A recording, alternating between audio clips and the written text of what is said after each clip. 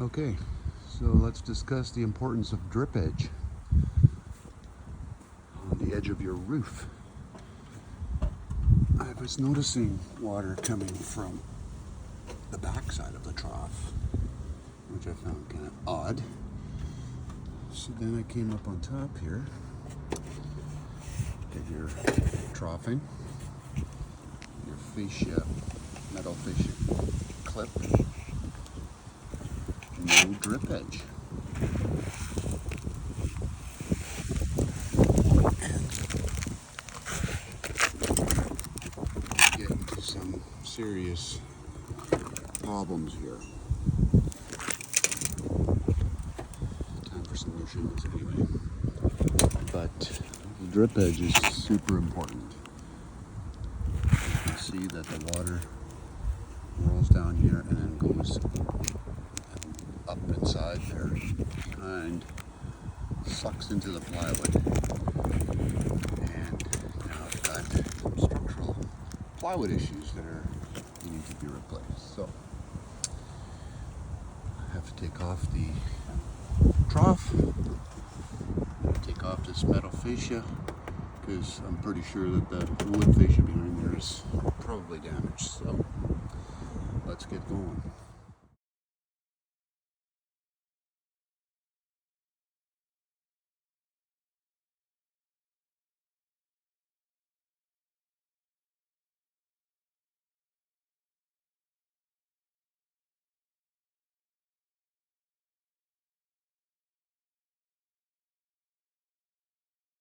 Okay, the trough and fascia are taken off.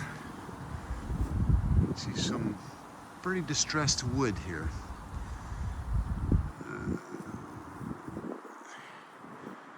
So I'm going to take off the fascia clip, and this particular fascia clip was stapled on. So I'm going to get a bar, pry that off on the back side, try and save it. I get some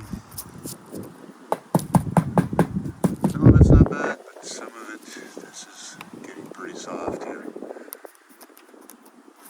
So that's next. This is my go-to for pry bars, Stiletto. Crazy expensive, but man, is it a beautiful bar. Here we go.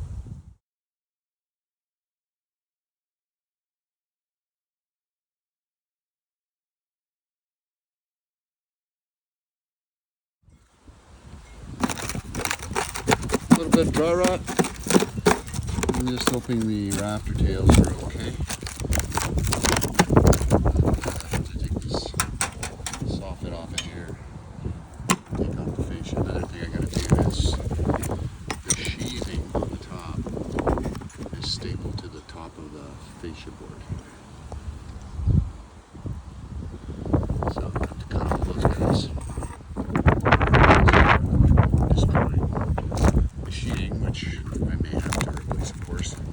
We'll do that when I'm shingling.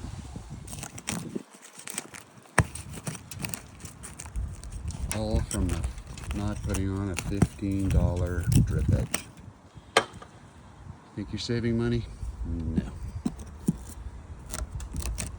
Yeah, so looks like I'll have to rip the whole fascia off. So yeah, this beautiful bar just slides right behind there.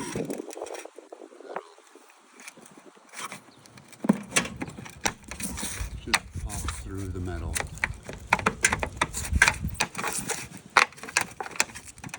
Sometimes not. And we'll just continue that. Let's take the, wherever the fascia is rotten anyway, we'll take that apart. Keep on trucking here.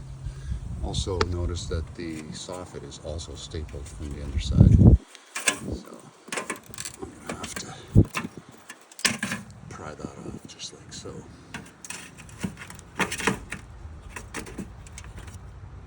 We'll keep on trucking here. A little tip here. This staple goes through both, and rather than try and go all the way through with the taking it apart and cut off the two legs of that, and then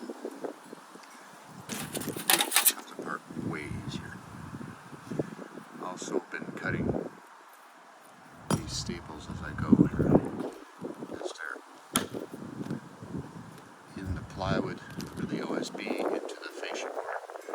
That's going to be a nightmare to take off if I don't do that. Yeah. Okay. Took off all the fascia, soffit. I just checked on, hey! This area seems pretty good. I got a rafter right here with this nail. You can actually see the rafter inside there. But it's soft in between the two rafters. So I'm going to start cutting it from here. And a couple of safety tools, hearing protection, eye protection. I got my Hilti skill saw and a speed square. Yeah, let's go.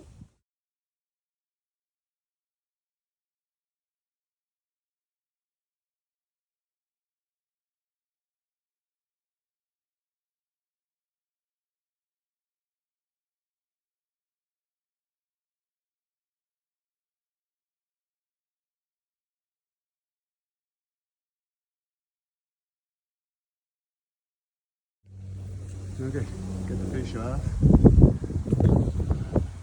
you can see, there are a lot of nails and staples that pull off. There's also the old soffit that was there that was never taken off. So, one of it's got mold and shit on it, so cut that up. I use Hilti. Now, a lot of people put their blades typically the other way, the teeth facing down. I prefer it this way. It gives me more clearance and control. So yeah, teeth that way. Try it. Works amazing.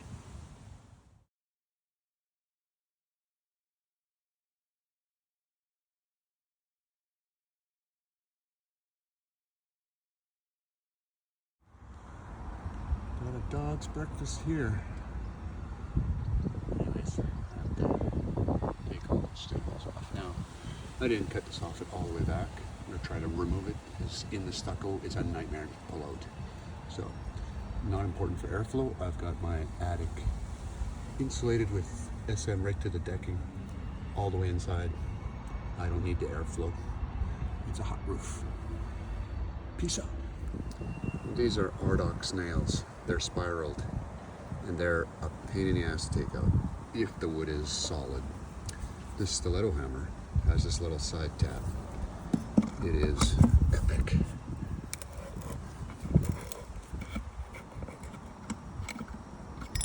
Isn't that something? Also got a magnet. Yeah. We're all cleaned up here. You can see the sheeting.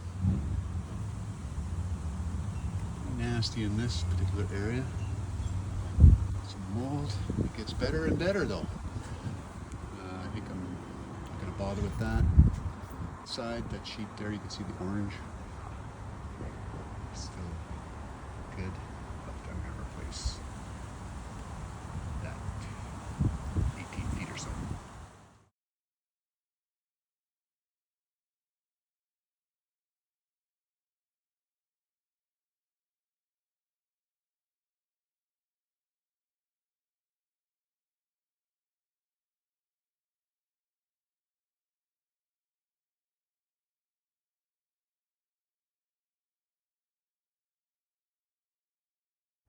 Being that there's only a 1 foot overhang and the rest are 2 foot center, I had a bit of a issue with, a full length board. I didn't want to cut it on because 3 8-footers is 24 feet, which is exactly what this is. So I got a, mid span between the rafters joint, not nailed on to a member. So I'm going to put a piece of plywood behind there, screw it on just to hold that together.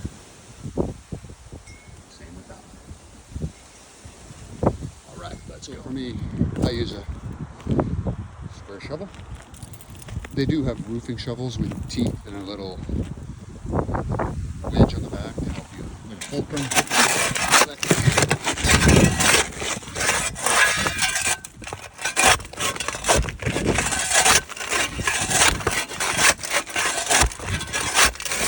This works Then when I loosen up a whole bunch of those, I just peel them off.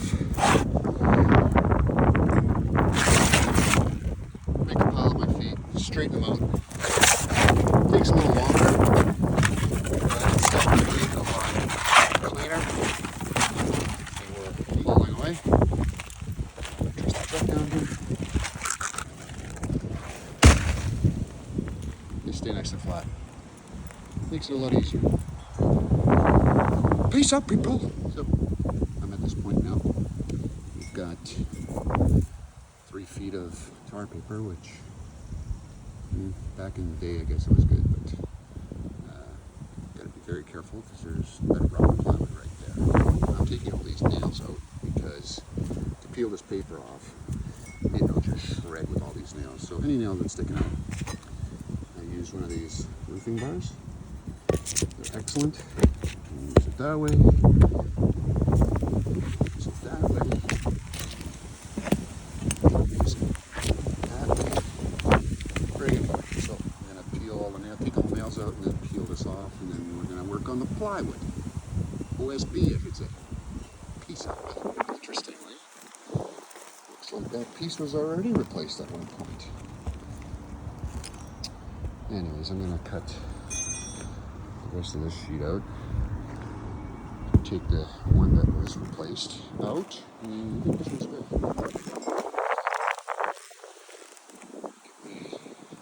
Skill set, chalk line, glasses. Okay, I chalk the line. Kind of painted the other in there, but I can see it. It's I'm gonna follow this guy here. Just a little bit of right. All from the drip edge, pretty much. So the drip edge goes on top of your roof decking and against the fascia, like so.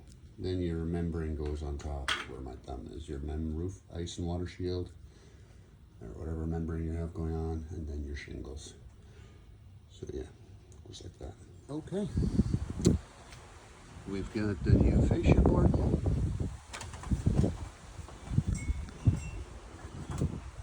Shingled, put a couple of skylights. I didn't bother filming the shingling because there's a million videos on that. So now we're going to put the soffit back on. And there it is. So I like to make sure that everything is perfectly flat. Otherwise, it's a problem trying to get these into these grooves. So take the time, straighten everything out, and then it'll make life a lot simpler for you. Knipex, love them. Should have mentioned that when you take off the fascia, you should mark them on the back, just so that you are lined up next time you put them back on. I'm also lining up the screw holes that were previously there so that I know exactly where it is.